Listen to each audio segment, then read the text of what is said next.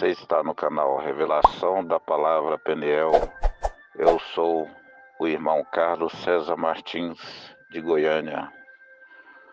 A obra que eu quero contar hoje, irmãos, é mais uma obra de livramento que o Senhor nos deu, nos concedeu no ano de 1992 para 1993, em São Paulo. Na mesma época, irmãos, que o Senhor me deu livramento na escola Almirante de Frontin, em São Miguel Paulista. Neste período, irmãos, eu me tornei um corintiano, a torcer por aquele time ali em São Paulo, após ter sido salvo de uma surra, de um linchamento por um corintiano que estudava comigo no 6º ano no supletivo. Então a gente fez um forte vínculo de amizade. Era praticamente o único amigo que eu tinha dentro da sala de aula, e ali, após sempre o intervalo entre uma aula e outra, a gente tinha as nossas conversas sobre músicas, né, que a gente gostava muito de flashback, e naquela época estava no auge, em 92 para 93, uma rádio em São Paulo chamada Nova FM, que era uma rádio que tocava músicas dance. Então a gente, jovem, né, nessa faixa etária de 15 para 16 anos, você curte muito essas músicas. Então a gente dialogava ali sobre essas músicas, e ali ele falava: sintoniza a Nova FM. E ali eu comecei a ouvir essa rádio, assistir jogos do Corinthians, né? Me tornei um corintiano. Então, irmãos, né, eu comecei a andar caracterizado, né, com o uniforme do Corinthians, com a camisa, com agasalho da Gaviões da Fiel. E neste período, voltando eu para minha casa, ali em São Miguel Paulista, eu tinha que pegar a condução do Jardim Robru. Essa condução ela ia até a Avenida Flamingo, ali onde eu morava, na Vila Cruçá. Então eu me deslocava de São Miguel, da escola Almirante de Frontin, até a Avenida Flamingo. Glória a Deus, irmãos. E o Senhor, Ele nos concedeu um livramento ali, aonde estava eu ali dentro daquele ônibus, dentro daquela condução, e tinha um cobrador, irmãos, que ele observava ali todos os passageiros, né? Ele fazia amizade, e eu também fiz uma amizade com esse cobrador de ônibus. E ele perguntava de onde que eu era, se eu era ali de São Paulo. Eu falei que eu tinha vindo de Goiás e que os meus pais estavam ali. Na verdade, meu pai estava ali. Então ele falava: olha, toma cuidado, né? Não é igual Goiânia, não é igual Goiás. Toma muito cuidado aqui. E nesse trajeto, irmãos, tinha um carro da Polícia Militar andando atrás desse ônibus, né? Onde o ônibus parava, o carro parava. Aonde o ônibus parava, o carro parava. Então, irmãos, quando chegou próximo da minha descida, do meu ponto, eu também observei aquele giroflex atrás do ônibus, né? E ele disse: olha, o polícia está atrás de alguém dentro deste ônibus, tem algum suspeito aqui dentro. E ali ele falou com o motorista, e falou comigo se eu conhecia a rota de São Paulo, e perguntou qual que era a polícia de elite aqui de Goiânia. Ali eu falei para ele que era a Rotan, e ali ele disse que lá em São Paulo era a Rota.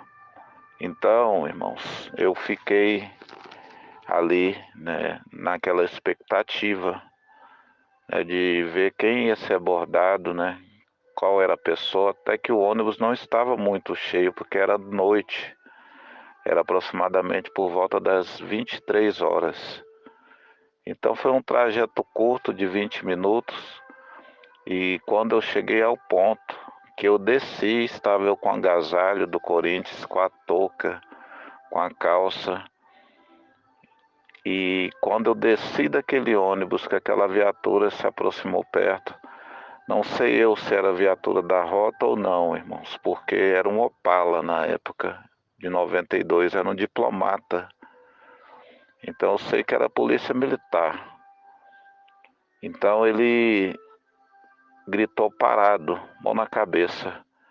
E quando eu desci ali, estava perto da casa do meu pai, algo falou no meu ouvido: corre, você vai morrer. E ali, irmãos, eu estava vindo da escola e fiquei com muito medo e corri o máximo que eu podia. Entrei numa favela ali, perto daquela Avenida Flamengo, e corri com toda a minha força. E certo que eu vi a viatura vindo, o giroflex vindo atrás. E quando eu cheguei perto da casa do meu pai, eu pulei o muro, deitei na área e pedi para o meu pai não acender a luz. E a gente tinha um pastor alemão, uma pastora alemão fêmea, e essa cachorra deitava em cima de mim, latia, deitava em cima de mim, latia, eu deitado ali naquela área, naquela aflição. Certo, irmãos, que a viatura, após uns 3, 4 minutos, ela passou subindo bem devagar, e o policial que estava de a pé ali com a lanterna procurando, disse: ele conseguiu fugir, mas a gente vai pegar ele, a gente pega ele ainda. Então eu contei essa história para o meu pai ali, né, o que tinha acontecido, né? E meu pai falou: olha, não tem jeito, para de usar esse uniforme do Corinthians, não usa mais esse uniforme aqui. E ali, irmãos, meu pai imediatamente me tirou da escola, daquele horário noturno, me transferiu para um outro horário, e foi um novo livramento ali em São Paulo, com o agasalho do Corinthians que o Senhor me concedeu, voltando do trajeto da escola para minha casa.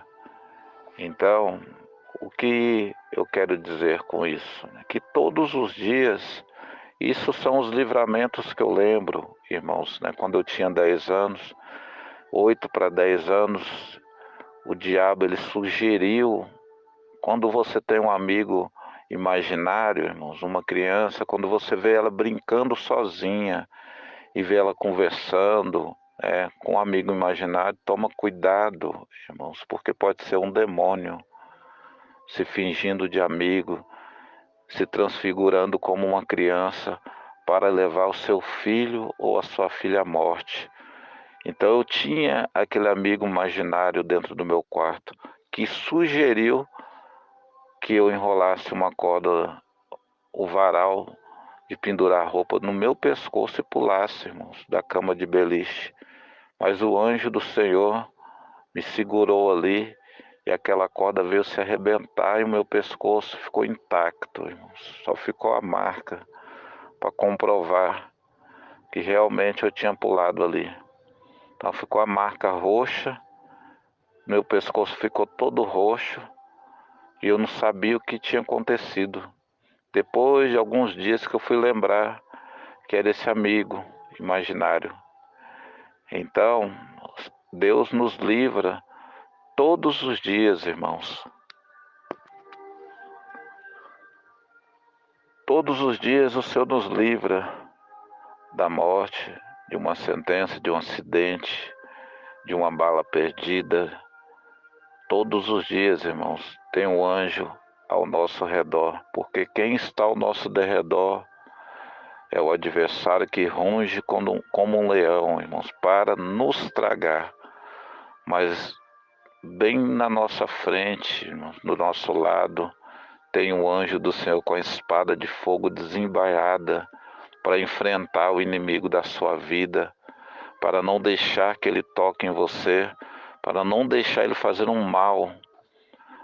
Satanás não tem autoridade para tocar num escolhido de Deus, irmãos, para fazer o mal num escolhido de Deus. Ele tem que pedir permissão para Deus. Foi isso que aconteceu, irmãos, com Jó.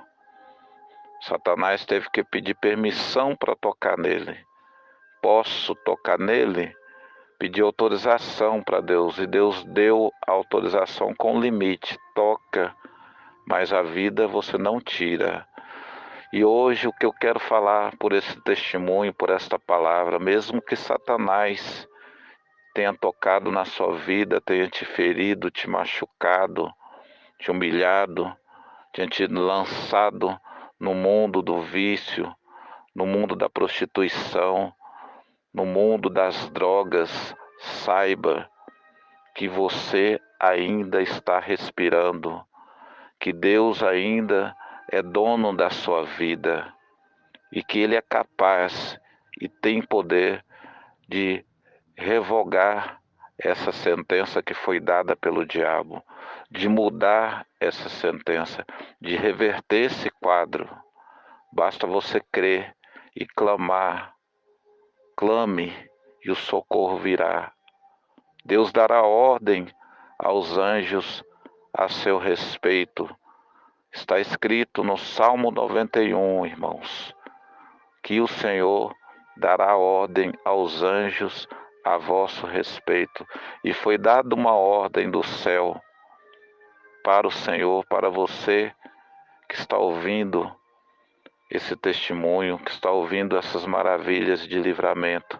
Foi dado ordem a seu respeito. Não sei a situação que você se encontra, mas Deus sabe. Eu não preciso saber, mas Ele sabe o que você passa.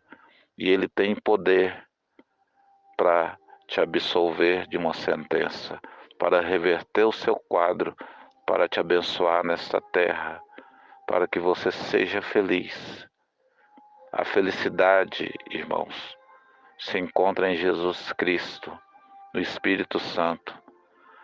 A felicidade se encontra em você ter a certeza para onde você vai, para o caminho que você está trilhando, a certeza da salvação, irmãos. Amém? São obras que o Senhor tem feito em nossas vidas todos os dias, irmãos, todos os dias. O Senhor nos dá livramento. É porque a gente não consegue enxergar o mundo espiritual. Mas todos os dias Deus nos livra do dia mau. Agradeço por mais essa obra e o nome de Deus seja louvado.